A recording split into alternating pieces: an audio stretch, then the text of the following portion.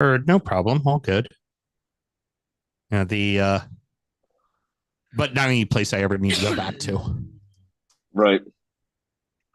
Oh, the only reason to go back there would be because we're going to see the cousin, and Yeah. he is going. That would be All right. that Well, would we might be legitimately live, it. so watch it now. Yeah, we're good. We're good. So I mean, it was fine. It was city like any other. The bartenders that I met were great. Cool little bar scene. Hey, we are live. Hey, everybody. Sorry, there we had some technical difficulties, and also for our Patreon people. Soundtrack. Yeah, we talked about our trip to Boise, and there was a shit ton to talk about. So it was a lot of fun. Let's check the Big B cam. Good boy. He knows where the camera is. Mm-hmm. Good boy. That's right. Special edition tonight because there's no Graham. We got the Big B cam. Yeah. Well, I mean, I'm here. I'm just not there. Right. Precisely. All right.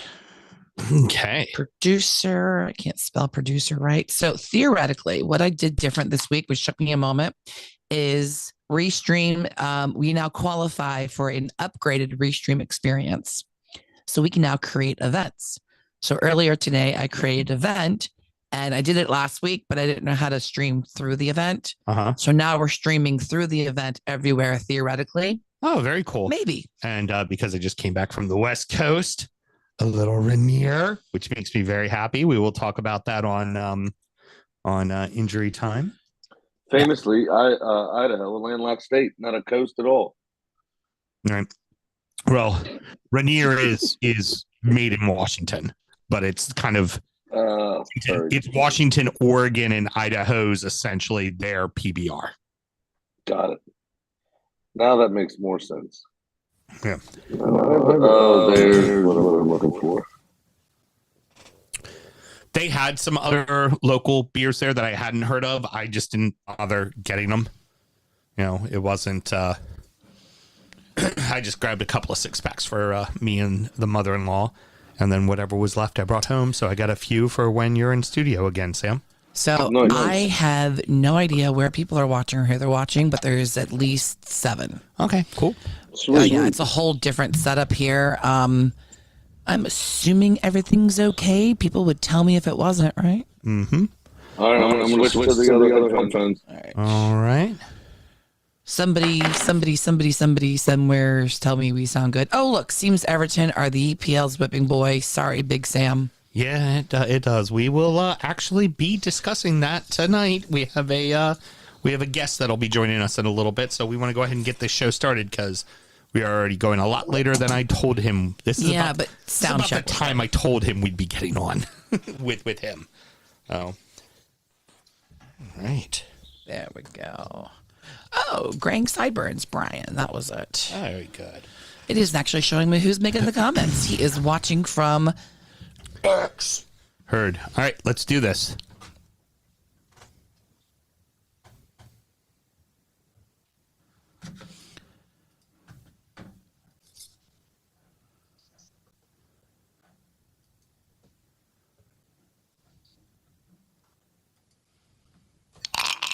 This is Hiram, Chelsea fan, and make sure you guys press record at this time, you idiots. You're watching the DU football show.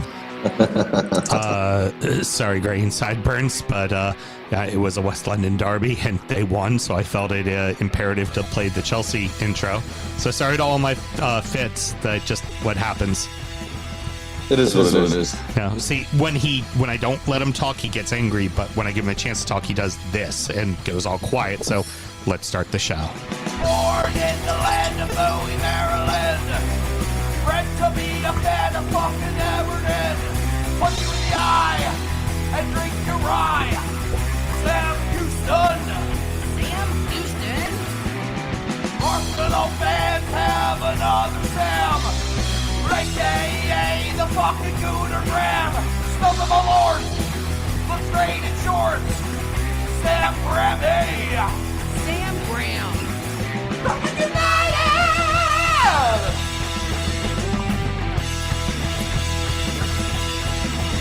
Fucking United!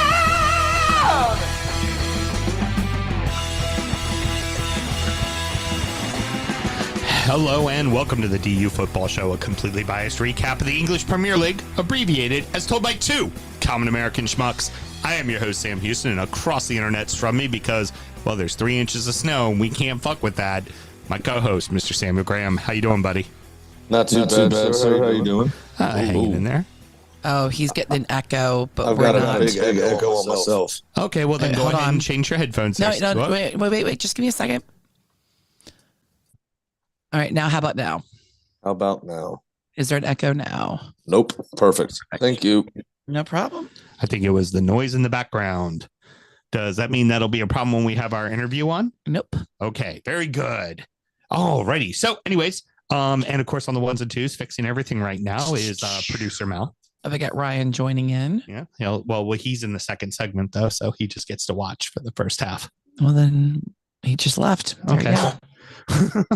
Oh, good. We're recording at the DU Public House just outside the nation's capital. You can check us out wherever you get your podcasts. Please be sure to rate, subscribe, review, and of course, watch us streaming live every single Monday night. Should you want to chat with us, there's many ways that you can. Mr. Graham, tell the good people how they can get in touch. Of course I will. It is at DU Football Show on all the social media and dufootballshow@gmail.com to get in touch via email. Very good. Sam, myself, both work in the wine and spirit industry and both have a deep, passionate love for all things distilled spirits. So is the red-blooded Americans we are. We vow to have a drink in our hand throughout this show and every single show. We're going to take a little break from the list since we're not in the same room. Mr. Graham, why don't you tell us what you're drinking? And I'll tell you what I'm drinking. I will, absolutely. I've got some Heaven's Door Ascension. This is same mash bill, aged a little longer as their regular straight bourbon. 92 proof on this one. It is delightful. It's got a little bit more body than the original. I much prefer it, and the cool part about it is they're line priced after the price increase from the original last time out. So it should be running you roughly $60 on the shelves. Oh, that's not bad at all. I am drinking something from the Whiskey Advocate top 20 list from about 3 years ago, the Aberfeldy 18 Nice. And this is the one of the primary whiskeys that goes into Dewar's for blending. It's actually owned by the Bacardi House, and just a very straightforward Highland. I'm not sorry, not Highland. Speyside whiskey, sherry butt finished with a New American White Oak. Nice, sweet, little bit of that sherry kiss to it. A lot of vanilla that comes from the bourbon oak on the staves, and just a lovely fucking whiskey. And I believe this was a top 10, and it was well worth it. And I thought since there was snow on the ground, we needed whiskey without the E. And Yes, sir. you have a little taste there Thank too. you.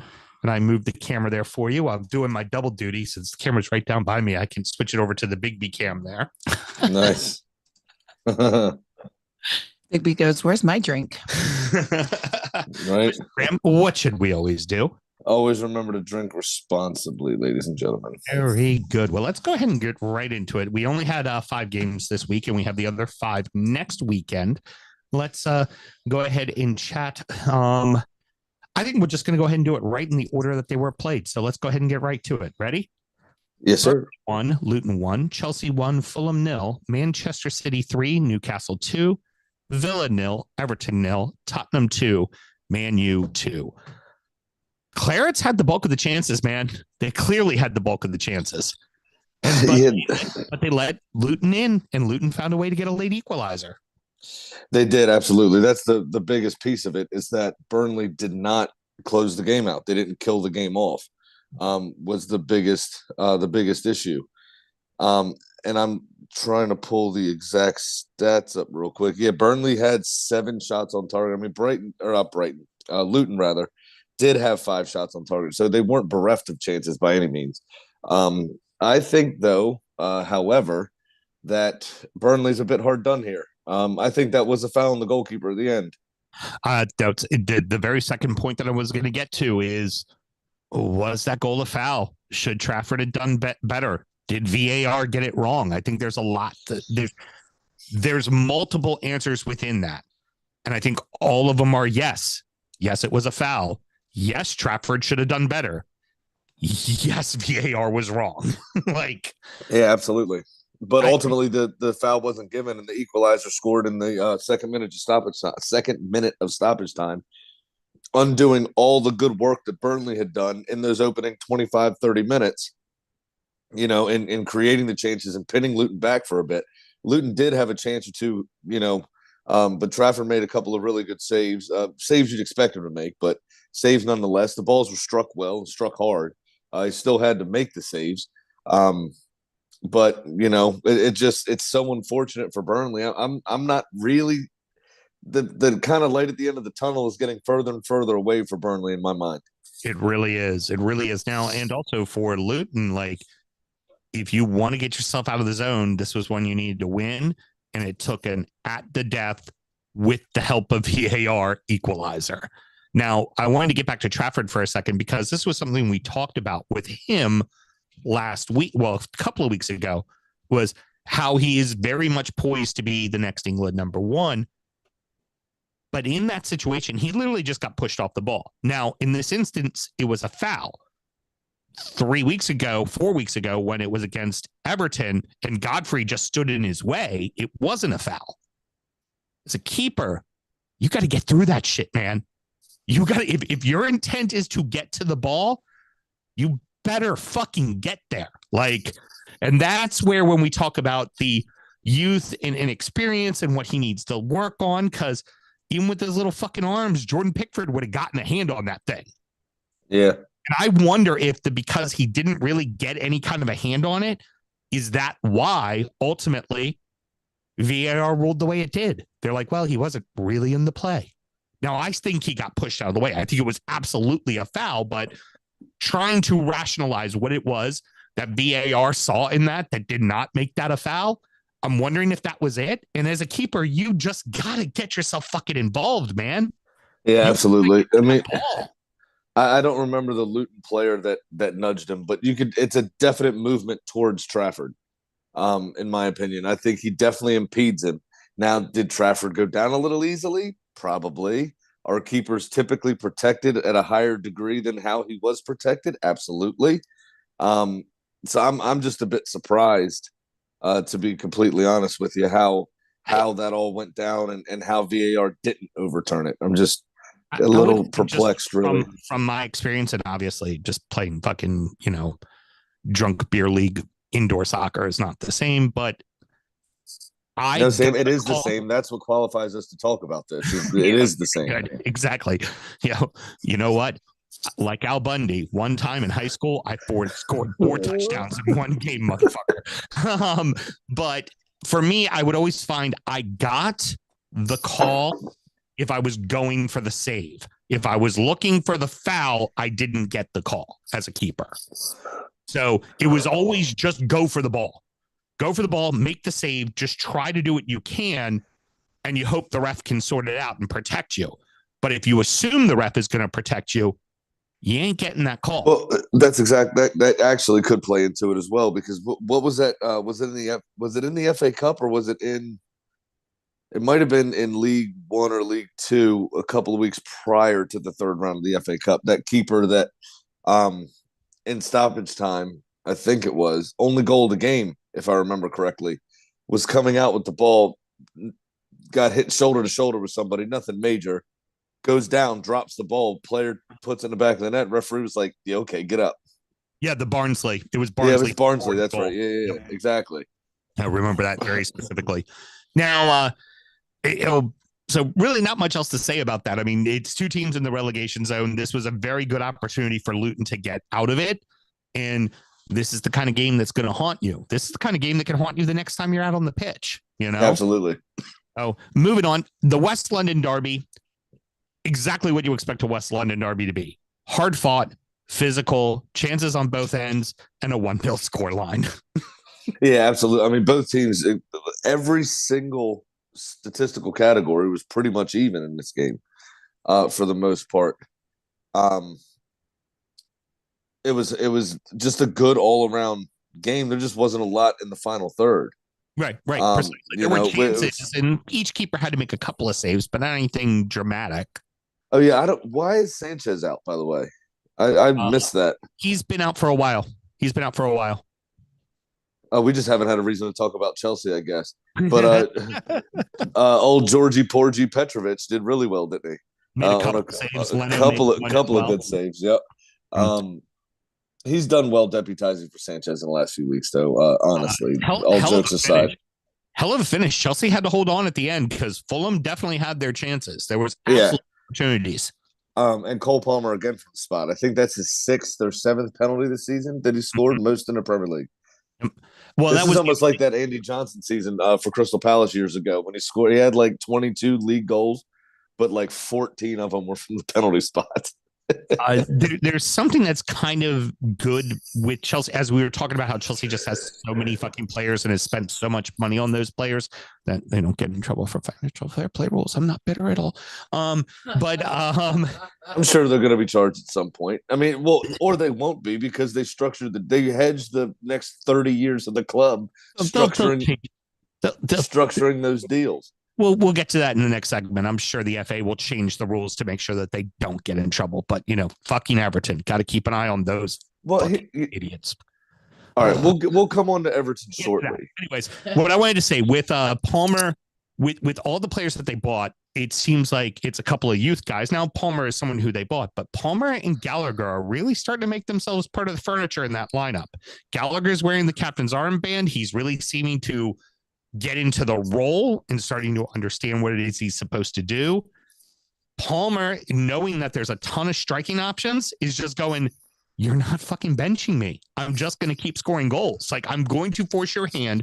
You are going to keep me on the pitch. Nick Jackson doesn't get to play. I play, Yeah.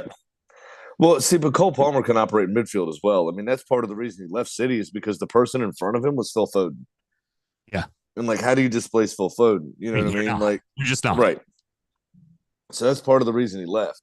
And really joining the shit show that is Chelsea, he's able to kind of assert himself, as you said. But speaking of the financial fair play implications, Conor Gallagher is actually on the chopping block for Chelsea and has to be, because if you recall, Gallagher is one of the very few players that came through the Chelsea Academy and would represent pure unadulterated profit for Chelsea Football Club. They'll have to sell him then, huh? And it's part of the reason that Mason Mount went last summer. Is pure unadulterated profit, so they can claim the entirety of the sale price against their financial fair play balance sheet. Well, then he's going to get a pretty nice price tag, and he is certainly auditioning himself very well because he's finally seemingly in the Chelsea lineup and doing the job for them. That's for damn sure. He'll get bought by Manchester United by the end of the month and then be ruined. It'll be fine. Never play. Yeah. On to the next match. And I tell you what, this was actually the most exciting match of the weekend because for the most part, it wasn't really a very good weekend of footy. It was not. The Newcastle City match was fucking crazy. And what's even crazier, Mr. Graham, and when we get into it on the EFL show, wasn't the craziest match in all of football in England this weekend. No, it was not. Fucking Grimsby Town and fucking Notts County get that fucking honor, a 5-5 draw. Yeah, fucking 10-goal thriller. But if you look at this game, it was very much in like separated in a third, like a 20-minute period, and then the second half. Yeah. Kind of. So that first third, I mean, the Newcastle were off to the races. City didn't really have anything about them besides the Bernardo Silva goal. Yeah, that was it. One little piece of play was really the only thing that City strung together. I mean, Newcastle were well on the front foot, and they were very good value for money. They transitioned so well with Gordon and Isak, and both of them kind of scoring a carbon copy, goal of each other. Isak's first, and then Gordon's 2 minutes later. Just opening up their body and finding that far post. I reckon that Anthony Gordon's was better, though, because of the position of the defender and using the defender to unsight the goalkeeper and all that kind of stuff was a bit different from Isak's kind of free run in on goal. Anyway, but so it was a wild game. Then you had that 15-minute spell kind of either side of halftime briefly where it was really end to end, and nobody was a clear kind of front runner. Right. And then Kevin De Bruyne came on. Was the next point I was going to make is, and then you get your last segment. Yeah. Then you get your last segment of the game. So his first touch back in the Premier League was and probably his worst touch of the game was that first touchback, was a free kick directly into the wall. After that, he was by far and away the best player on the pitch and a cut above everybody else. Now, that being said, it did come at a time when Newcastle were starting to tire, and Joe Linton was hurt, and everything else was surrounding Newcastle was on a downer at that moment. But Dubravka should never be letting in KDB's goal. I don't care how well placed it is. It's literally a pass from 22 yards out, 23 yards out. It really on was. a fucking grass cutter. It wasn't a proper shot. You should be able to scramble and get there. I don't care if you're unsighted. It just, for me, it wasn't a clean enough strike. It was very well placed, don't get me wrong, and it was fast enough. Obviously, it did beat him. But for my money, Dubravka's got to be doing better there. For the Oscar Bob's goal, though, the winner in stoppage time, there's nothing you can do about that. Yeah. That was a phenomenal ball. He created an angle when there was no angle, Kevin De Bruyne. And Bob with a rather fortunate, I think Kieran Trippier got a touch on it. So the control, I don't think he knew much about the control, although ended up being a perfect touch. But it was all about the balance and the drive and determination to finish that off. And then just the technical skill to shift the ball from left to right in one fluid movement around Dubravka's feet and just put it away like you've been doing it for fucking years. When you're, a 20, 21-year-old kid, is just absolutely fucking phenomenal. It was a brilliant finish. And what a way to get your first Premier League goal, a way to kind of the new guys on the scene, the new money, Now, you had mentioned Joe Linton, and this is the last thing we'll talk about this game. Came out today. He is now out for 4 months. So essentially, this is the season. And if you had said this 3 years ago, Newcastle supporters would be like, fuck yeah. Don't have to deal with Joe Linton. But now he's really found a role in that team, especially under Howe. And this is a massive fucking loss for them. Like, big time. Loss. He's a very emotionally led player. He brings a ton of kind of emotion around him. He almost kind of provides a similar role to what I did for DU. If y'all weren't at the races that day, I would very much I'll say it this way. I would have Joel Linton's emotion with James Tarkovsky's tackling abilities. And I would marry those together, and I would try to galvanize you boys and and make you get your heads out of your asses. He'd crack somebody. He'd turn around and go, "Get your fucking heads out of your asses," and just walk away. As he had gotten his blue card, because indoor, get a 2-minute blue card, walking off the fucking pitch. It was great. Let's go ahead and get right into that one. Everton and Aston Villa. This match was scrappy. Well, it ended up being scrappy. At the beginning, it wasn't scrappy. It was actually quite sloppy to start off with. Both teams making mistakes, but Everton kind of pouncing on those chances at first. Just couldn't put the ball in the back of the net. Emmy was excellent. Villa then started to turn the screw, and then Tarkovsky was like, "I don't know where I am anymore. I'm going to play serial killer."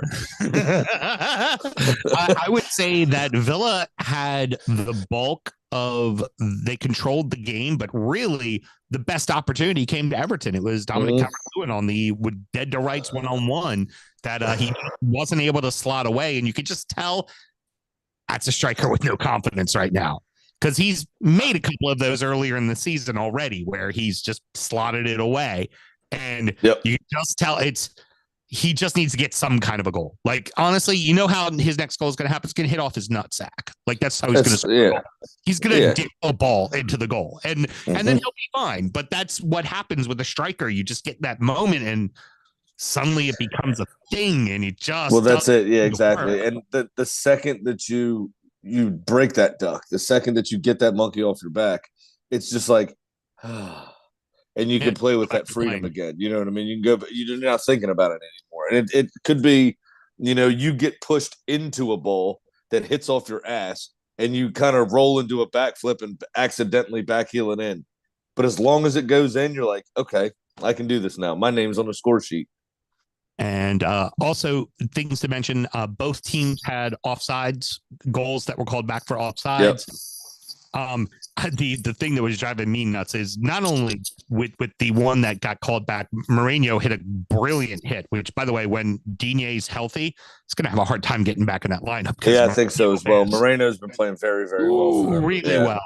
And the thing that really bugged me about that one is the fact that it was Danjuma that got kind of just thrown to the ground. And it was like, all right, if you don't find an offsides here, you have to at least acknowledge that he just got grabbed by Bailey and just thrown to the ground. Yeah. And that's the only reason why, if anybody was on sides, was because he was getting up from being thrown to the ground. So, but I think they probably went with the offsides decision. Now, here's another British person thing, right? The awkwardness and the kind of weirdness. The foul happened first before the offsides. The goal should have been disallowed for the foul, but with the scrutiny that referees have been under lately, and the VAR in particulars have been under lately, because of how many high-profile fuck-ups they did, you know what? We're going to say it was offsides because nobody can argue with us about that. Yeah, right. That's not a subjective decision. That's an objective decision. And I think that's fucking stupid. Yeah. Get the fucking call right. Show them that you can get the call right. Don't take the fucking cop out. Right.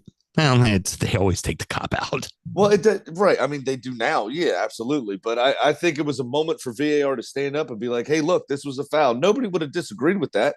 He was being very plainly dragged to the ground by Ezri Konsa or Diego Carlos, or whoever it was.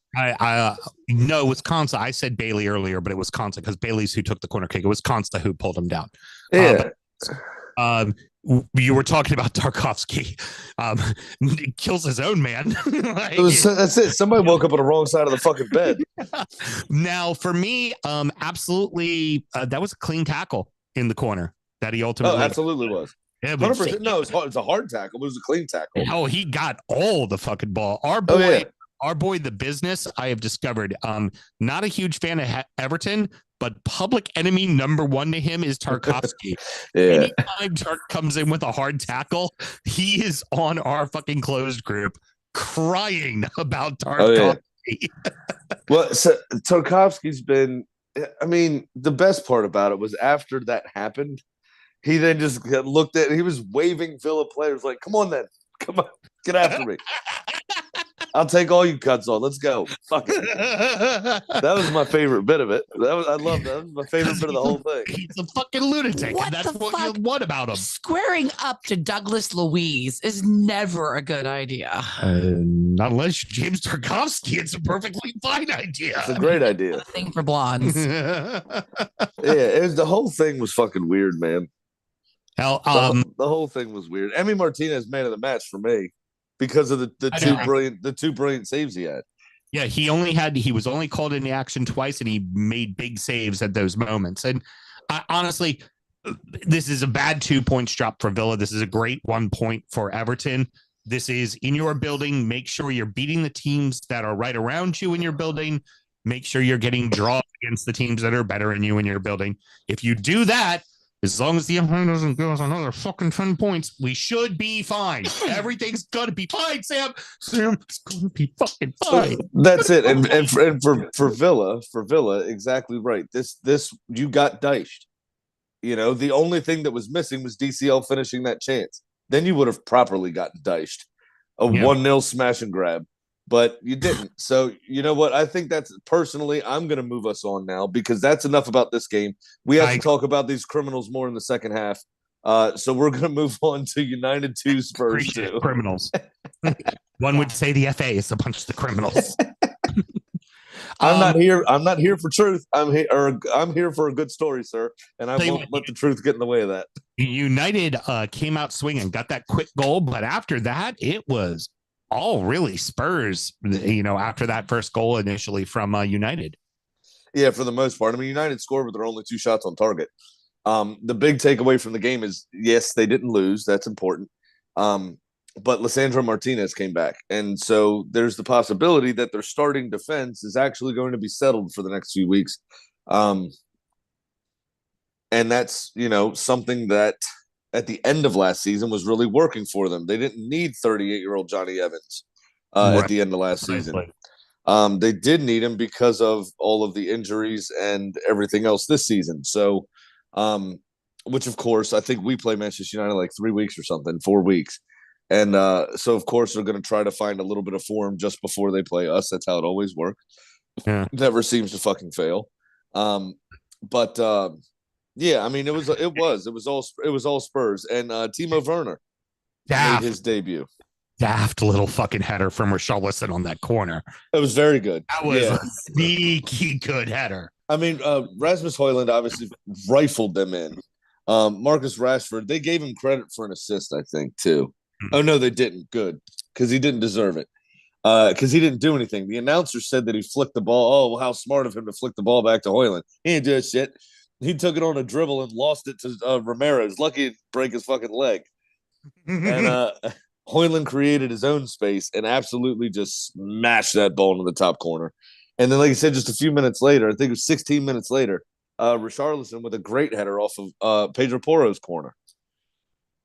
Yeah. Very, very Everton-esque, having your outside left back take your corners for you. Oh, by the way, I wanted to mention, you had talked about United finally getting their center back pairing into shape. Same thing applies there for Spurs as well. Van der Ven came back. That's exactly right. He played a lot in this game. Yeah, well, and he had his go-go gadget legs on full display as well. It also seems like when Van der Ven's in, you don't have as much issue from Romero being, caveman smash all the time. Yeah, to help them a little bit as well. I think he trusts him, so he doesn't have to go, I got to do this all on my own. I think that's part of Christian Romero's problem, is he's like, I got to do this all on my own, and he just sees red. Now, the other thing, too, is obviously United goes up twice, and then Spurs equalize twice. This is pretty good for Spurs, considering no Basuma, no Sarr, no Son. Like, they seem to be starting to get back to normal for Spurs. And depending on how much longer Madison is out, like, they could still make a push for Champions League because they're right in and around it. They're not that far off. They've done well enough to keep themselves in touch through that rough patch that they had. It has helped, obviously, with Newcastle's injury problems, because that would be the other team, and then Chelsea being such a shit show. Those would be the two teams you're looking at probably pushing for top four that are normally thereabouts the last 2-3 seasons. Well, not Newcastle, obviously, but with the money and everything else, you would expect them to be after the run they went on last year. So the injuries have greatly benefited Spurs in that sense. United being kind of, garbage for large stretches this season, somehow still remain in the hunt as well. So I don't know. We'll see what happens. It's going to be interesting. I think, kind of mid-March, we'll be able to sit and really take stock of what, the rest of the league is going to shape out to be. I think Newcastle's going to start to get healthy again, minus Joel Linton, of course, but you've got KDB back. I mean, everybody's about to be relatively close to full strength again, coming in, start of February, when the Africans come back, when the Asians come back. From their various continental competitions. So I think it's going to be, mid-February to mid-March, we'll get a clearer picture of the league. Well, the good news, Mr. Graham, is that United are now just less shitty enough to finish in 7th place. So next year they can go win the McRib Cup. All right. This morning, reports have come out that Nottingham Forest and Everton have both been found in violation of the league's FFP rules. To discuss this with us, we have our good friend and 1/3 of the American Toffee podcast, Ryan Williams, here to discuss. Ryan, how are you, good sir? I'm just fine, guys. How the heck are you? Excellent. I haven't had a chance to listen to the ATP yet coverage of the match against Villa. How did we do today? Because normally I think we think kind of sympathetically whenever I hear us each on the same, at the same time. Yeah, similar take. I mean, it was It was a bit bloody, and two separate incidents where people had head wounds and had to be repaired on the pitch. I mean, I think that that says it all on a 0-0 draw. That's the first 0-0 draw Unai Emery has ever had in the Premier League. That is crazy. What? Yeah. I mean, I couldn't believe it. I was like, really? Wow. Cool. Yeah, because with well. us, his defense was garbage. With Villa, their offense was great. And I'm sorry. Before. I forgot. I had this queued up for us. I don't know if you remember this. No, it's not very good, Graham. No, that's terrible. Much like your dad jokes, very bad. Yeah. No, that was very good. This is the America's Most Wanted segment. Oh, for dark. Very good. So, Ryan, real quickly, just briefly discuss what has come out today with the violations. Sure. The Premier League put out a statement that didn't say too much other than kind of rolling down the rules a little bit and the periods in question, but mentioned that both Nottingham Forest and Everton have each confirmed to the Premier League that they're in breach of the rules, which is not really true what happened. But ultimately, they're going to be deferred to an independent commission, much like Everton was already last year. And away we go. I think both cases are a little bit different, but the Premier League statement didn't say a whole lot. Forest statement said nothing. I mean, it literally was 2 sentences basically saying we acknowledge and we'll cooperate and resolve it quickly. I mean, that's it. Unbelievable. Now, Everton gave a much, much longer one. I think the two cases are a little bit different, but yeah, it's the same type of thing as last year where you've got, the 2 COVID years smashed together. So in essence, it's a average of those 2 and 2 other years, which makes it the 3-year valuation period for better, for worse. But yeah, I think it's just hard to gather too much. We don't have the statements in front of us. I think our statement could have been a lot shorter. I know you guys at the ATP are a family show. I just think you could have just said 2 words. Fuck you. Yeah. I mean, honestly, a lot of it too, I don't like, honestly. I just, and some of it is like, look, there are some things, and we'll talk about in a second. I think maybe we should knock out Forest first, but there's some things where you could argue the Premier League maybe should change their rules, but ultimately the rules are what they are. So to fight against those without prior approval is kind of silly. But I think Forest, again, there's only so much about it, but I think what Forest has claimed is that had they sold Brennan Johnson before their fiscal year end, the end of June, they would have been absolutely fine, but they had offers from a couple different people. I think Brentford offered like 30 million pounds, and they're like, we're not going to sell him just to meet regulations for 30 million pounds. And they flat out didn't. And they ended up selling it to Spurs in September for, almost 50 million pounds. So it was almost like a choice. I mean, especially not with that owner. The logical choice and the choice that's going to keep him out of trouble. He does not give a fuck. No, he's an interesting guy for sure. By the way, they could have sold Sam Surridge earlier to Nashville. That could have been helpful. Sorry, had to get the MLS reference in there. And that, but I mean, if that's all the case was, I mean, it's kind of hard to argue. It's like, well, yeah, I mean, you're in violation. I mean, there's no real question about it. I think. I mean, you look at the numbers; they were incurring pretty big losses there last year in the championship. They've got big negative net spend numbers, but you just don't know what else is in the statements because it's not just all spending, it's wages and other things as well. So keeping it on Forest for a moment. This guy right here. Hey, it's all about this guy right here. Old Jay Legs. That's what fucked him up. He was on like 250,000 pounds a week. The rest of their squad was on 40. So the other thing, when a team gets promoted, and we saw this with Villa in particular, you're going to be one of 2 teams, or also Wolves, but a lot of their spending was done in the championship, and there were people they brought up with them. And Fulham 3 years ago, remember? You are either going to spend a fuck ton of money and you are going to stay up, or you are going to roll the dice, and if you go down, take that parachute payment back down to you with the championship and have your club be very financially fair. And in the case of Forest, we've jokingly said they bought 267 players. Like they decided we're staying, we're going to spend the money. And particularly, like you said, with Johnson, they would have easily have sold him if they didn't get promoted. like he was being sold. I know we were interested in him as well. No. That deal was done. I mean, he was going to Everton flat out. I can tell you that for sure. Before, but they got promoted and whatever happened. Yeah, you do what Luton Town would do. I mean, they're a pretty extreme example, but they know they can't compete from a revenue standpoint other than just what they're getting straight from the league. So they're going to take that money. They're going to be strict still on their wage cap, and he's going to invest in the stadium so that they eventually have something that's more sustainable. But yeah, Forest went crazy. I mean, there were jokes about how many guys they sold, and you know, some of it reads a little bit like early Everton under Moshiri. I mean, it's you know, the thing is, look at what they did in January. If you knew you were up against it, fine. But I mean, they bought, Felipe, who was on big wages, an older guy. Danilo is a great player, really good talent. I get that. You know, loans for Taylor Navas, but a loan for Chris Wood that vested after what, like, three games or something. And he's making $100K a week. That's what the Athletic reported, triggering for 15 million pounds. And then, Shelby, I don't understand the Jojo Shelby deal. 2.5 years at 75K a week. Why?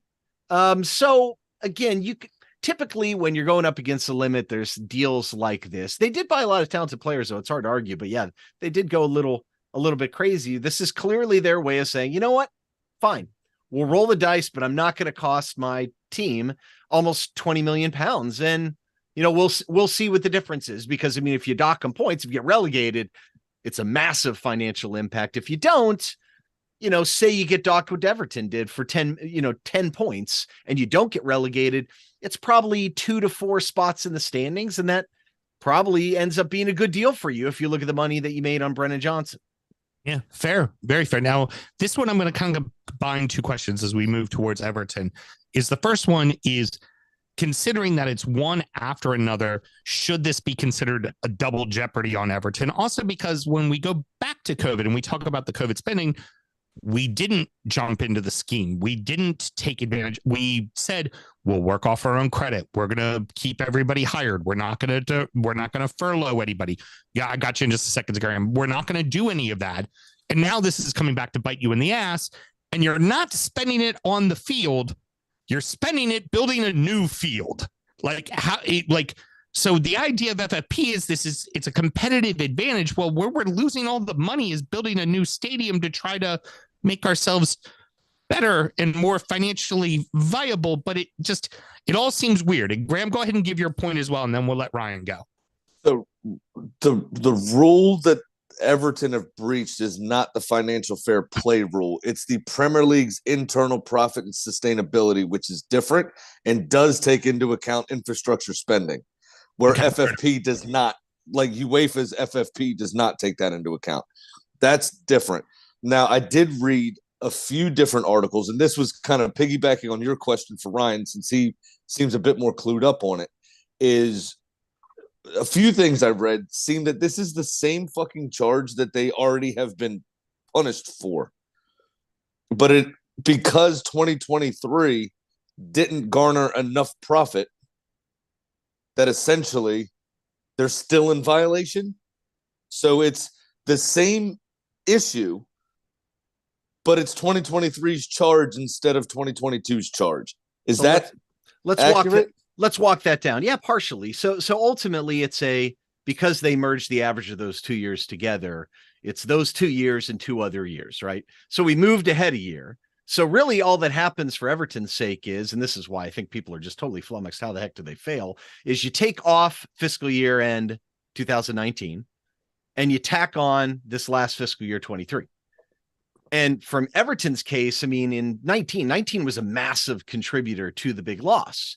And we already know through the Premier League case that the argument is how off or how much of a violation, how far did Everton exceed the 105? And it's 19.5 million pounds, according to the Premier League. So if you take off 2019, you add on 2023, really it's just a math exercise there. All you need to do, and this is measured off your profit and loss statement, you're in your income statement, as we would say in the States, you just need to do $19.5 million better from year over year, just comparing those 2 years. And so it's similar in a way to your point that it does include, 3 of those or 2 of those other years, 3 and then the 2 averaged together to make a second. So I get the double jeopardy comment, but it's kind of disingenuous to me because look, all you need to do is do better in 23, and you already had a massive loss in 19. So I don't see how you could screw that up. So if you kind of peel that back a little bit, we'll get to the point about the stadium funding, because me being the, CPA and a couple master's degrees in finance, I cannot believe I used that as often as I've needed to the last couple of years in football. Like whatever happened to like watching games and stuff, Yeah. it's annoying. I hate it, man. I almost wish. You get to look at your parents and you go, see, my fucking college degree's being used. Stop it. Stop giving me a hard time. That's not what you watching the expected game. for. Stop it. It's so awful, right? I just wish I didn't have those letters after my last name every time we get into this. I had some guy on Twitter explaining to me what amortization was the other day. I was like, dude, I know. Wait, I don't want to know any more about it. So anyway, if you look at kind of 23 in a nutshell, I mean, Everton definitely reduced wages. So the P&L is all revenue minus expenses. So, Richarlison's gone, Alon, Tosin, Rondon, you had JPG. Gordon. Well, no, Gordon. Right. Yeah, Gordon was 2023. Yeah. Right. And so then we get into the player trading. The player trading is ridiculous. I mean, you basically bought, so all of Everton's business in the summer were bought after June 30th. So like Trimidi, Beto, those guys off. But they did come in and did buy guys like Mopai, Onana, McNeil. But the difference is they only spent, 75 million euros or so on players. Well, that gets amortized over the life of their contract. So my guess is player trading costs, expense related to player trading is about maybe 20 million euros, something like that. And they sold Moise Kean. And the net gain on that was probably about 15, 20 million euros, about 15 probably million euros. And Gordon, who was all profit because he's an academy kid. So you got a massive profit from player trading. Wages are dropped. There's no like outlandish charges for coaches because we were firing them every year. So what the heck happened? So you read Everton's statement and they don't really talk about that too much. But reading in between the lines, my guess is the only thing it could really be is massive interest expense. However, there's the big curveball, right? So that was a big argument of the case before. The argument was pre-planning costs on infrastructure, which let's talk about that first. Number one, why would the Premier League not want to encourage teams to spend on football facilities and things like that? Of course they would. In Everton's weird case, because they're fairly unique building the stadium, I mean, they spent upwards of 50 million pounds, not just on infrastructure and pre-planning, but like all sorts of heritage assets because of the crazy location of the stadium, all this other stuff, which the Premier League rules explicitly say, those are just expenses, man. We're not making any allowance for that. Now they eventually fought that and came to some sort of compromise. That should have nothing to do though with my 23 versus 19 thing. Why? Once the construction starts, and in this case, the way UK GAAP is designed, once you achieve planning, which they have, any interest expense explicit for debt related to construction is capitalized as part of the asset. So it's not even on the P&L. And so that was a big argument of the case. Everton said, well, wait a second. We didn't capitalize stuff after pre-planning. That's our bad. But hey, cut us a break. If we had done that, we wouldn't have blown through the difference by quite as much, which is a laughable case, right? It's like, why didn't you? It's like the Gylfi Sigurdsson thing. Well, we didn't collect insurance on him, because we're just a nice, wonderful group of people. Well, okay, but that's on you. But my issue is I don't see how at this point you're way past. Construction has been going on all throughout 23. Like if you're so stupid that you didn't explicitly tie or demonstrate that your debt is tied to the stadium, and thus capitalizing, that's taking it out of the entire equation, just for accounting too. It's not like you don't need a provision in the rules and Premier League guidance for that. It doesn't hit your P&L. It just goes right to the balance sheet. Like if you're not doing that, you're just, that's on you. So I can't imagine that's really an argument. And in that case, and then I'll wrap up and I'll turn it over because I'm talking a lot here, is look, why didn't you get a financing deal done explicitly for the stadium? Like you blew it. Now you're in a high interest rate environment. Just the whole financial end of it is absolutely insane. And okay, the war was a big factor too, but this really has nothing to do with this. This had to do with just making decent, remotely normal decisions. I mean, can you guys think of a single stadium that has ever been built? I mean, those are big projects without dedicated financing. Like seriously, go do the research. You will not find one. So I don't know what the breach could possibly be. My guess is that's it, but I cannot see how they would have gone by. I was shocked. All right, so I've got two quick points because that was a lot of highbrow CPA jargon, and I need to make sure that the DU Football Show community it's brought back down to earth real quick. I mean, I could swear if you. Well, first, I love that. You look like you need to get it out. I mean, you've heard me swear. I mean, you've heard me swear, so it's not like I mean, I can cuss like a sailor, just not on the podcast. That's safer. The American Toffee Pod. Where am I? The American Toffee Podcast is safe for work, gentlemen. It's a family-friendly show. We are not. No, we are definitely on the commute side of that listening experience. So the first piece is something you said right at the end. The Iowa caucus started today. Do not use the phrase "do your own research" from now until at least the fourth Thursday of November, please. We're back into that is a barred phrase. We can't say that anymore. We are in the DMV. You're right. It's a good point. The actual other point that I wanted to make real quick is also just to bring it back down to kind of our level a bit.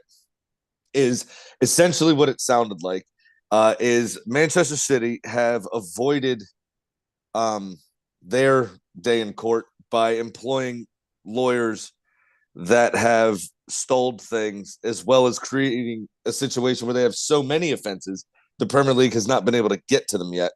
Chelsea filled out the forms, but filled them out in American dollars, and nobody can figure out the exchange rate that's happening every day. And Mushiri just essentially sent the form in crayon, is what you're saying. Actually, I think that's pretty accurate. The sad part is that City approach, it worked for FIFA and UEFA. Like, how did that work? Yes, we made up a bunch of fake companies that were really our own selves. And we paid ourselves to break out our revenue and drive it up the wazoo because the whole thing's based on revenue, basically. And it was cool. And we just, shucked and jived long enough that the statute of limitations went. And that worked. That worked. Oh, my God. How does that work? It's like a bad movie, I don't know how the Premier League hasn't got to that one yet. I mean, it's pretty cut and dry, but I'm sure it's involved. City reminds me of Ray Liotta in Goodfellas.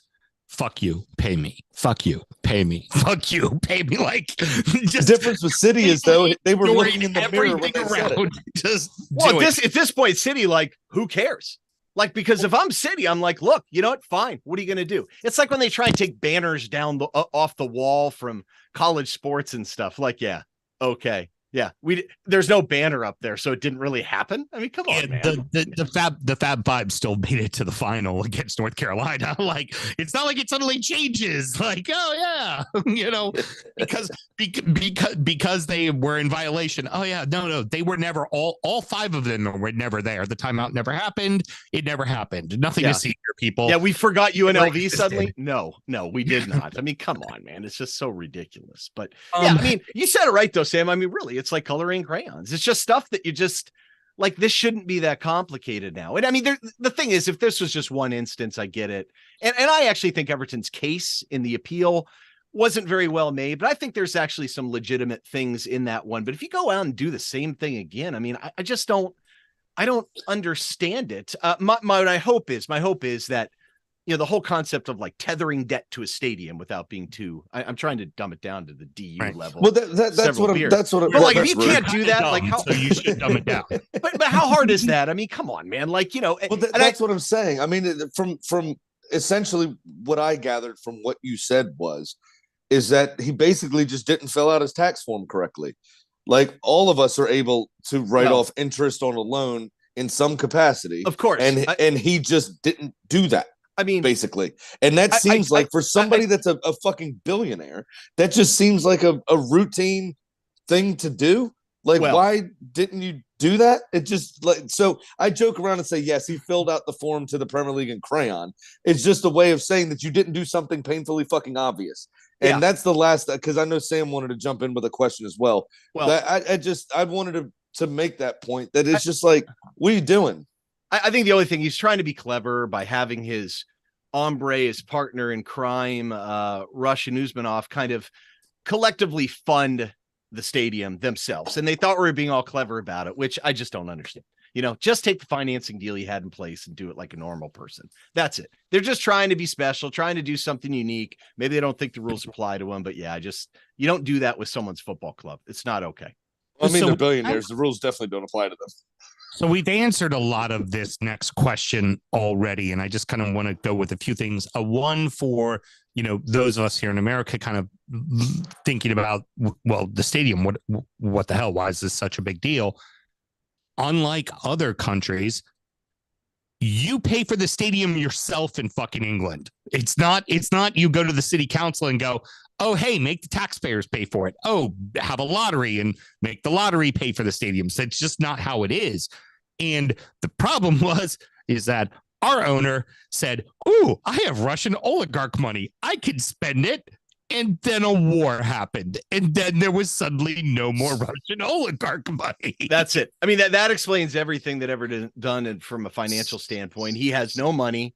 He's had to put up basically all the assets of the club to gain financing because he has no access to his assets. Now, my thought is that, 777 partners are coming to try and buy the club. This is going on forever. And I've got a lot of questions about that deal too, because I'm like, these guys are, already They're sketchy as fuck.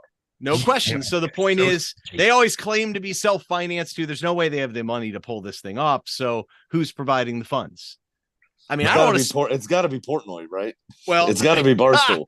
that would be a credible source. My concern is that it's someone like, funnel it through a shell company to another fund it's a very fun way to take sanctioned assets to magically poof.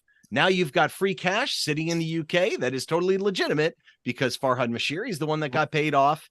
I don't know. Just seems all shady that they asked for as much money as they did and they were going to get it. Everton's in all sorts of problems right now for sure. And they're floating loan to loan just to pay people. He's just got no money. The problem is Mashiri should have sold a long time ago. He's just been a very, very bad owner on all certain levels. So sadly, nothing really surprised me anymore with this guy. Now, that's going to lead me into a couple of things here. And we've also got a question from someone that is listening in right now, because I'm going to jump ahead on our question list and then come back to the initial question. It's kind of, let's go ahead and look at, because the world we live in is whataboutism. And we all of us, even people not involved in this, all go, what about fucking City and what about fucking Chelsea? Like, that's the first thing that pops into our mind. So, Mel, you've got the question for us? Brian in the chat wants to know, do we think there will be any more clubs penalized this season? In particular, a certain club in West London, and it's not Fulham. Yeah, he's a Fulham supporter. Yes, I think this season, I don't know that Chelsea will get charged this season. And again, it is a loophole. It's a very gaping loophole, but it is a loophole. And Todd Bowley has been not really secretive about exploiting that loophole. Those amortizations have been structured over the length of the contract of the player. There's no real reason. Literally, since a Mike, they've closed they've closed the loophole since then.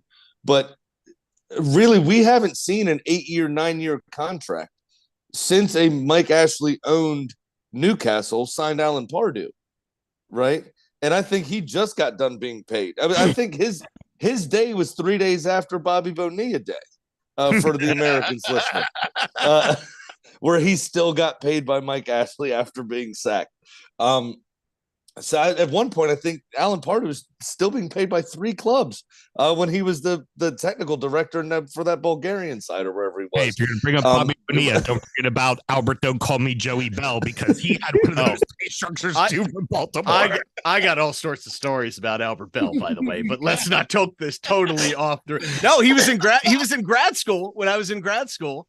For a year, I did one of my years at MBA at Arizona State. He was in there, believe it or not. Nice. But so Chelsea have structured those deals, essentially hedging the bets for the next decade for the club, right? That, Mudryk was an 8-year contract or whatever, and they don't have to pay for him. That amortization is built over those 8 years. It's like you buying a car and then paying off a year and a half and then going and buying another car. And then, 6 months later, going and buying another car. And I have all these concurrent, deals that run, but you're still only paying $650 a month, right? So it's on your balance sheet at the end of your fiscal season. It's not that bad, right? Yeah, in reality. Yeah, essentially what's going on. And then also, like I said in my joking assessment, I think Todd Bowley just filled out the thing in American dollars, and the British government is still trying to use their fucking calculator to figure out how to convert it to fucking pounds. I mean, they're going to be in trouble eventually. It might not be this year. It might be next year when you look at kind of the numbers, unless they do some crazy stuff. Unless they fucking have a push at the end of the season and make Europe and then win the Champions League. Yeah, well, I mean that's the only amount of prize money that's going to set off what's happening right now. Yeah, honestly. I mean, people got to remember. I mean, when he inherited the club, they made like some pretty big profits, I think, in the year prior. But yeah, if you look at it, I mean, you spend, net spend of 500, whatever. You're right. You do spread it over the years of the contract, so you're only taking the hit 1 year after the next. But you still then got to sell people. But then they did. What I have a problem with what they did is, look at this. They sell Koulibaly at his age to Al Hilal for like 25 million. Like, I'm sorry, who is the big fund owner? It's Bailey is not all the money. It's the Saudis that are part, I think, of Silver Lake to do it. So that's shady. And then Edouard Mendy goes to Al Hilal for another 20 million pounds. Like, we're not looking into that. That doesn't sound well. There's the concern with Newcastle as well. Oh yeah, absolutely. Right, is selling assets or having other clubs that have Saudi interests selling assets to Saudi for a shitload of money, and then them having a bad time, and being sold to Newcastle on the cheap. Like the Ruben Neves rumor won't go away from Newcastle at all. For instance, it hasn't happened yet. Don't get me wrong, but that sort of situation is what happens when you allow ownership across multiple leagues in multiple countries with different fucking rules. In the Saudi league, they literally can just toss a gold bar at the selling club. Here you go, fucking take it. Well, that is a great point. It's a bigger point for a discussion for another time, frankly, because ultimately we're seeing that the big six clubs can now sell aging assets to the Saudis, essentially because the Saudis like baseball cards and they just want their Ken Griffey Jr. card and they'll spend $30 million to have them.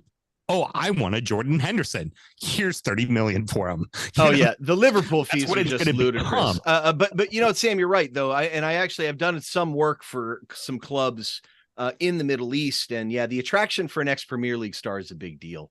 It gives them recognition, it gives them legitimacy. So some of that's true, but some of these fees are ridiculous. Like the fees Liverpool got for Fernandinho was, I mean, come on.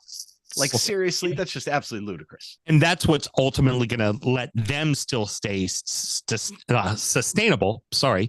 But here's, I kind of want to wrap it up with a group of questions to kind of finish this all off is, first off, for Everton, do we think there's going to be another points deduction? Where do we stand in our current appeal? Has anything come from that? Is there going to be a points reduction to that? Do we go? Because everybody, I think it's universally agreed by everybody other than the three teams trying to stay up that the 10 points is fucking ridiculous. That Portsmouth was liquidated as a club and only lost 9 points. And then somehow you make one mistake for 20 million and you get 10 points. And then the final one is over the summer when we get through this season, because we're talking about what's going to eventually happen to City and eventually happen to Chelsea. Do we think the league is going to rechange how FFP works and just to make sure that they can get away with it? And, and they could still stand there and, look tall and strong and go, well, we told Everton and we told Forest, well, don't worry about City and them. I mean, they pay for things and they kind of make our league popular. So we're not going to pay any attention to that. Don't look at that. So that's my round of questions. Well, the first I'll say is I would be shocked if the points reduction wasn't reduced to some extent. I mean, because it's kind of unprecedented and there was no basis for it. And frankly, in the Premier League's case, there's no basis for it. They don't even walk through the basis, really.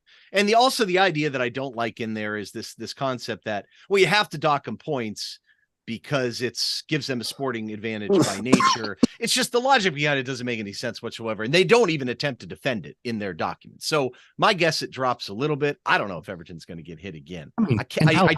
Leicester got a fine. Burnley got a transfer ban.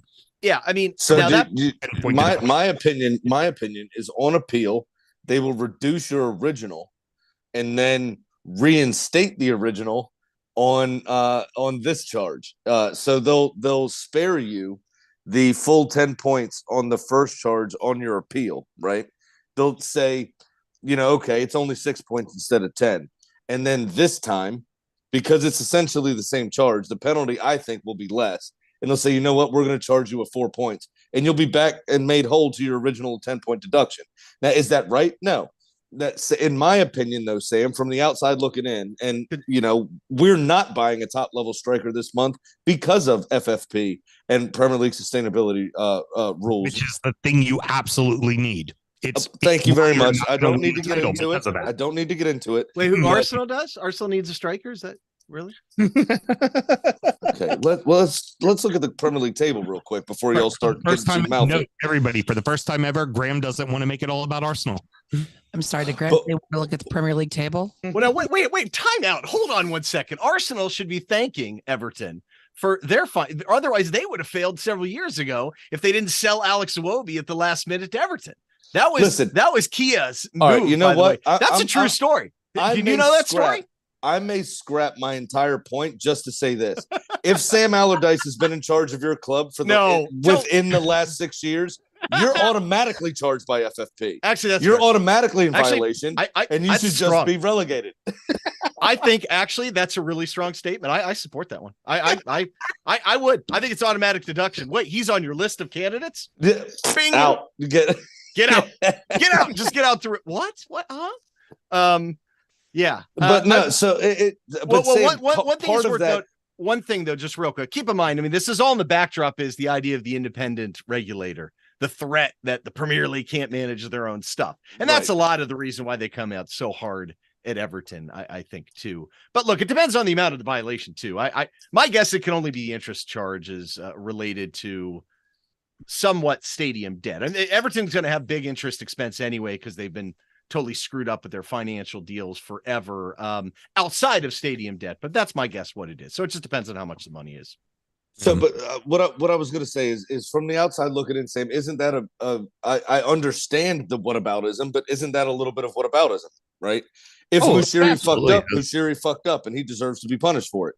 Now, does that mean, hey, take it easy on us because you're taking it easy on City? No. What that means is you should be harder on City because you were hard on us.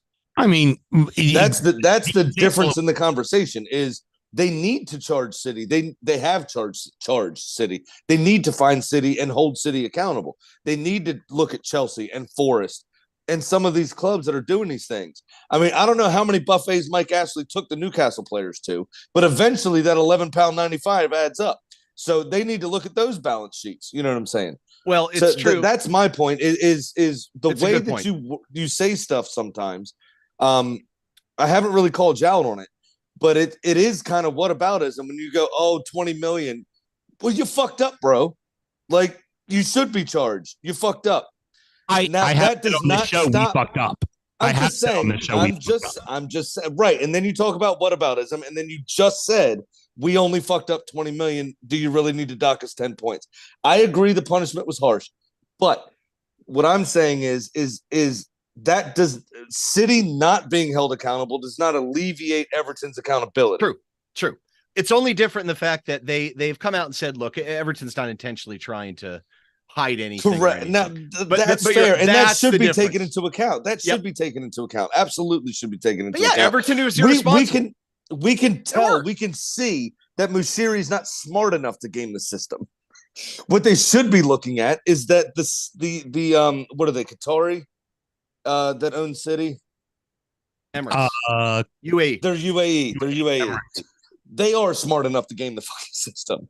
So you should be throwing the book at them. On a big scale, man.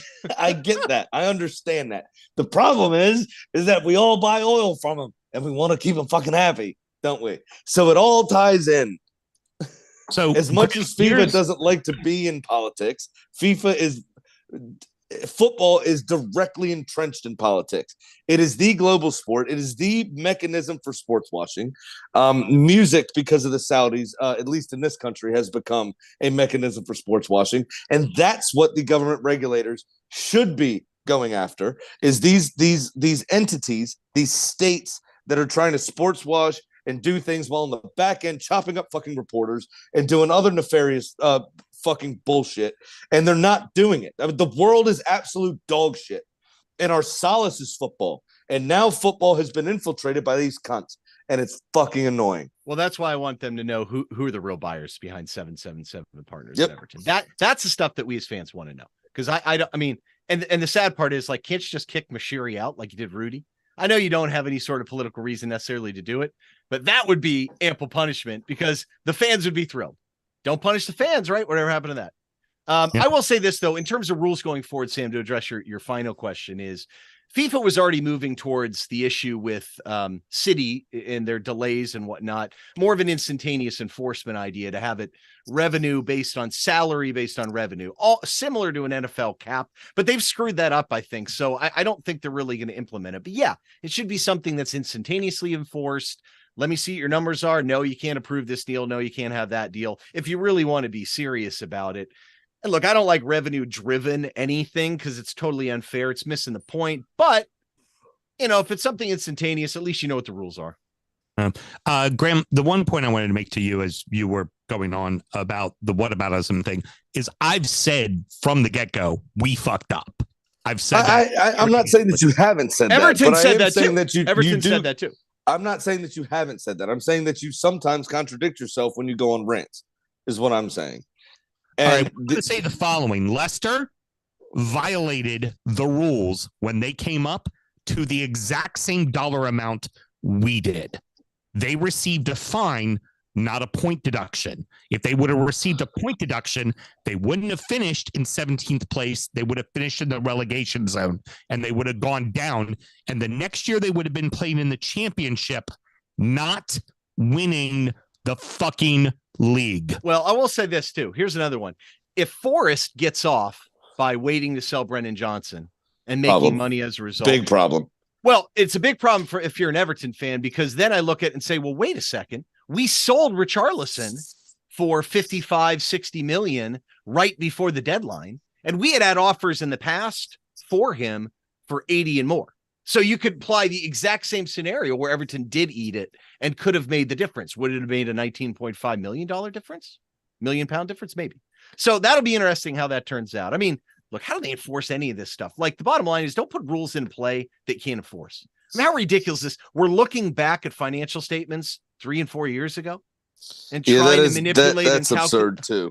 It's so dumb. I don't know. It's just sad. You know, sometimes you're right, though. Where are the fans in all this? I mean, aren't the rules designed to be encouraging for the fans and the supporters? I thought that's part of why I started off kind of being upset at Newcastle supporters for buying into the idea of their clubs being owned by the Saudis. But they're just fans of a team. They have no say in it. This is all above our head, just like anything else. And it's like, why should I stop loving what I love because the 1% does what they do? That's not fair. So I got less mad at Newcastle fans for them, you know, buying into those. Yeah, 10 points doesn't hurt Mashiri. We go down to the championship. He sells. It hurts the fans. Yeah. Well, that's what irritates me a little bit, because we don't go, if Everton doesn't go down, and they said we can't fine him, we have to have a sporting sanction because of the sporting advantage gain. If Everton doesn't go down, you know what you just did? You just fined him. Because they would have lost, 2 to 4 places. That's amount to about £10 million, and that's your fine. I mean, how stupid is that? It's just dumb. So all it does, it is a virtual fine if they don't go down. So why punish the fans, you jerk? You know what I mean? Like, I just, it's all very backwards, I think. But you're right. Everton did wrong.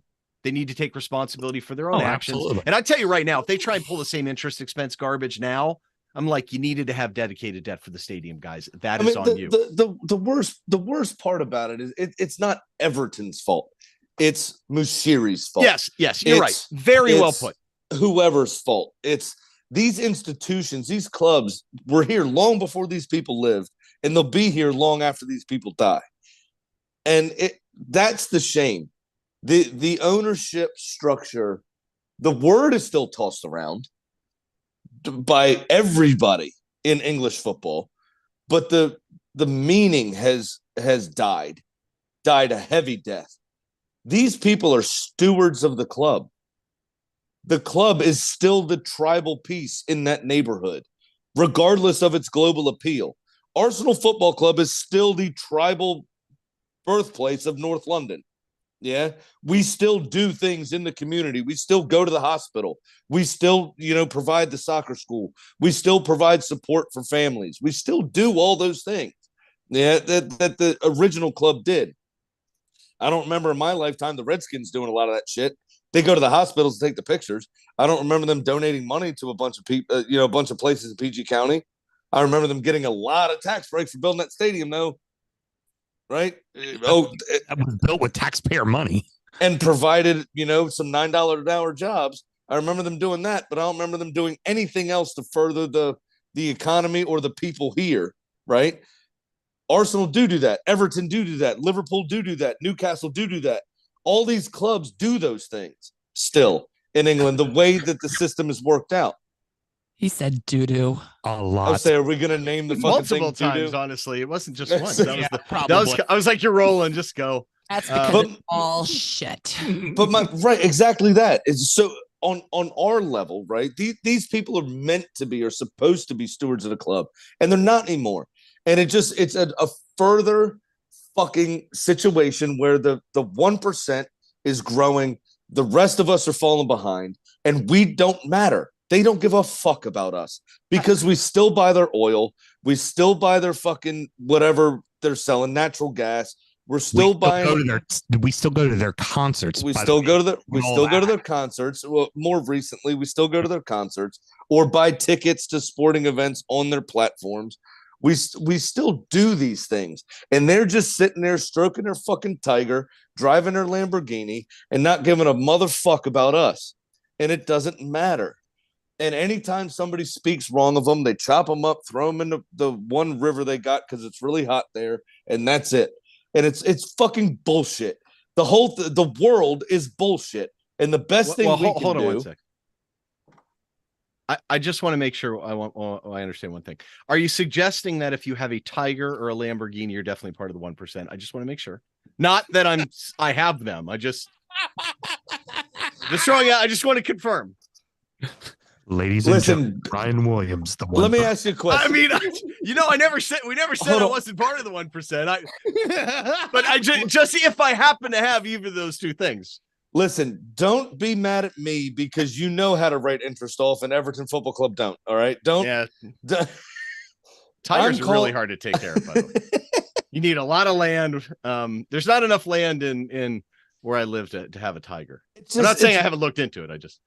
It's just so frustrating because the gap is getting bigger, and we are becoming as a fan base, as normal world citizens. We're becoming less and less fucking important, and we're doing all the goddamn work. And it's fucking annoying, and I hate everything about it, and it just fucking sucks. I think we just want to watch the game, man. We want to watch the game. That's it. Go with our friends, have a fair competition, and something that we love to get behind. It speaks to so many more problems. It speaks to so many more politics, and it's ruining the game. This is what I feel the same level of dirty and angst that I felt when I watched Christian Eriksen collapse. When death infiltrated my game, I feel the same angst and dirtiness that I do now because of rich people getting into the game and fucking it up and using it as their plaything. And it sucks, and it's getting worse, and I hate everything about it because this is our escape from the mundane. This is our time to be animalistic or tribal ourselves. You know what I mean? Like this is the way to have a good fucking time. And once again, rich people are ruining it. And it sucks. I can't fit in a Lamborghini, by the way. I'm too tall. You're a rather tall man. Yes, ma'am. At least he didn't make a big cock joke. I thought that was coming. And again, the American Toffee Podcast is a family affair. Yeah. Family affair. That sounds like a weird Pornhub search. Well, the rich elites can kind of do whatever they want with other people's. Now, you know what? I'm not going to go there just because the Epstein. No, sorry, bad idea. Sorry. Hold on. Wait, not going to take it down that route. Nope. What we'll was stick with Tigers and Lamborghinis? We're that trashy. You can go down that route. Oh, I know that. I don't want to be going down that route. So you can do it after I get off. I mean, what I heard is the phallic symbol behind you. Or Madonna's breast, one of the two. What I heard was the American Toffee Podcast The stars. I get it. The aristocrats. Excellent. I mean, we're gonna Alex Johnson lives in the 757 and James is up in freaking Maine. So like, nah. I mean, we're Everton fans. I mean, come on, man. It's just you and Nova, man. Just you and Nova. You're bringing up the tax bracket for the show. This freaking place. Let me tell you what, this freaking place. Let's go ahead and wrap it up, boys. Ryan, thank you very much for taking time to hang out with us. We're going to finish up the show. If you want to hang out on the Zoom, by all means, feel free. And then we're doing another show all about the rest of the other leagues as well. If you want to hang out, if not, you got to roll, no big. But please plug away everything for your show and where everybody can find you. Well, I got to go feed my tiger, but the American Toffee podcast. We're on. Mel, I love that. So great. Rare American Toffee podcast. James, Alex, and I. A little bit different takes on Everton. Check us out. We're out there on Twitter. You could find me too at Ryan Soccer AA as well. Do lots of scouting. Excuse me, sir. Another rich person fucked that up. It's X now. Oh, I'm sorry. Wherever the last bastion of free speech, is that what you're saying? Anyways, I mean, if we're gonna if you want me to play the role of the 1%, I could do that too. God, I'm like, I was wearing an Unfrozen Caveman Lawyer shirt the other day, like t-shirt, and that's what I think of. Sometimes this world frightens me. I just want to jump out of my BMW and run into a cave or something. No, in all seriousness, American Tough Podcast. Listen to us if you want Everton news.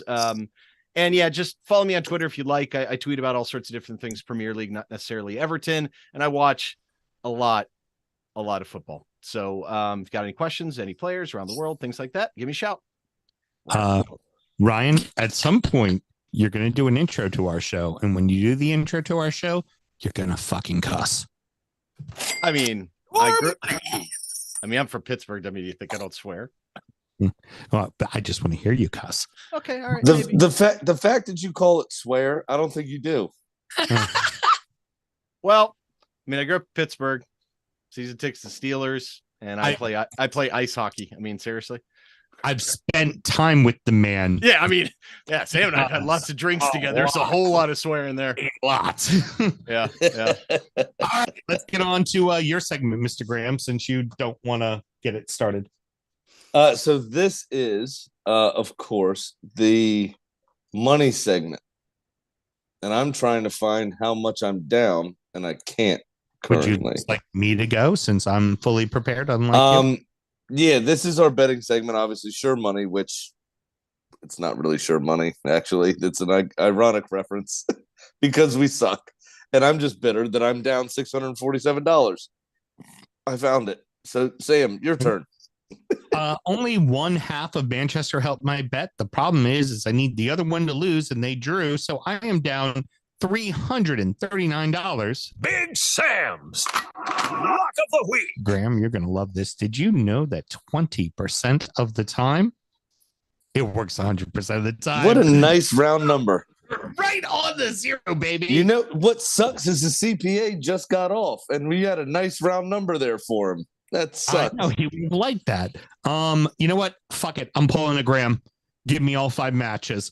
Arsenal over Palace, Forest over the Bees, Irons over the Blades, Liverpool over the Cherries, and the Seagulls over the Wolves.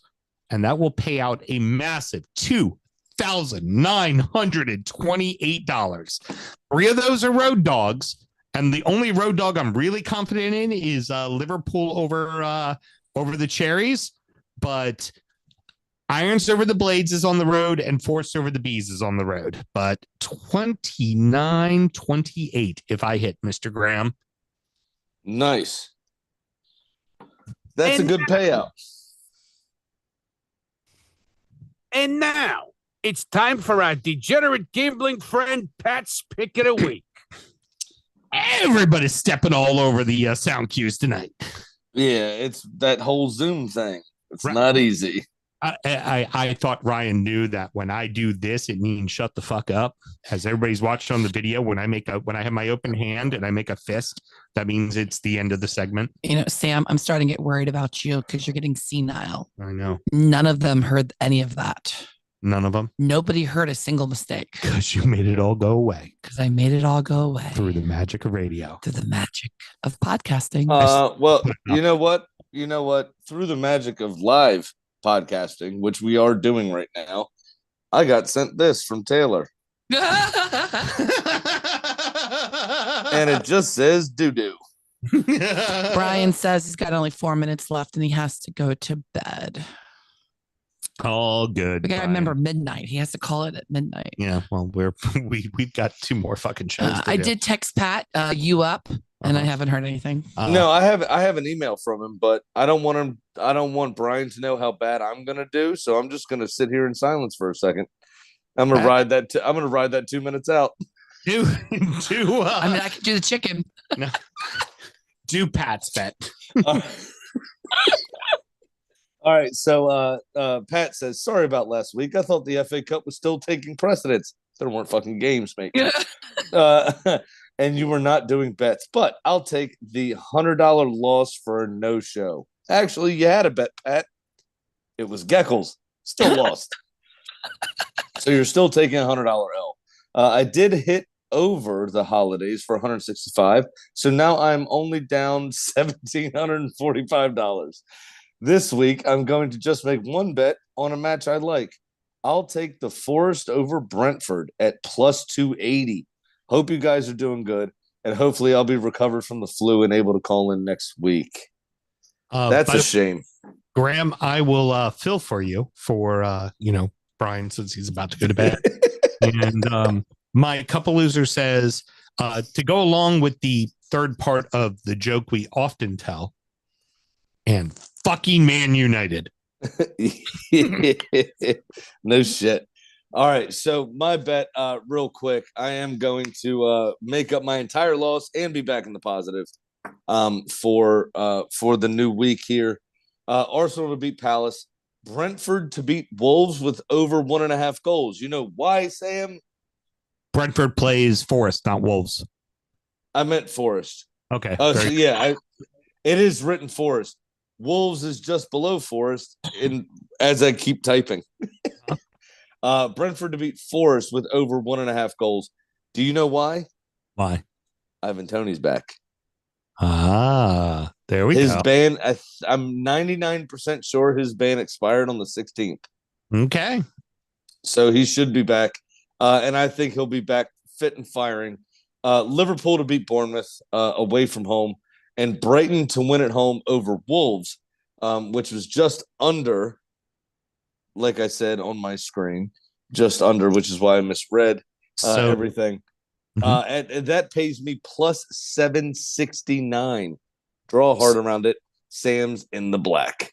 So you are doing a 4-game parlay, foregoing the West Ham match, and you are doing the opposite of me on the Brentford. So there's some rivalry skin in this game. I like that. Definitely. Our bet this week. There's some big foreskin in this game. We could both lose, or it could come down to one of us winning or losing based off of that one match. I like that. Absolutely. To have rooting interest against each other. I don't trust West Ham away from home. I still haven't really worked out what Chris Wilder's Sheffield United is. This iteration of them. So I stayed the fuck away from that match. I don't know what to do there. Well, you know who keeps hitting bets and we don't keep hitting bets? The fucking chicken.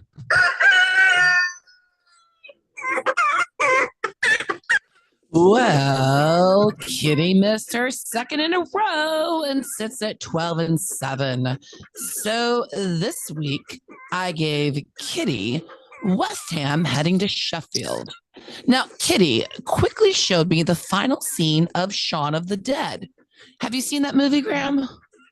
I have, actually, yes.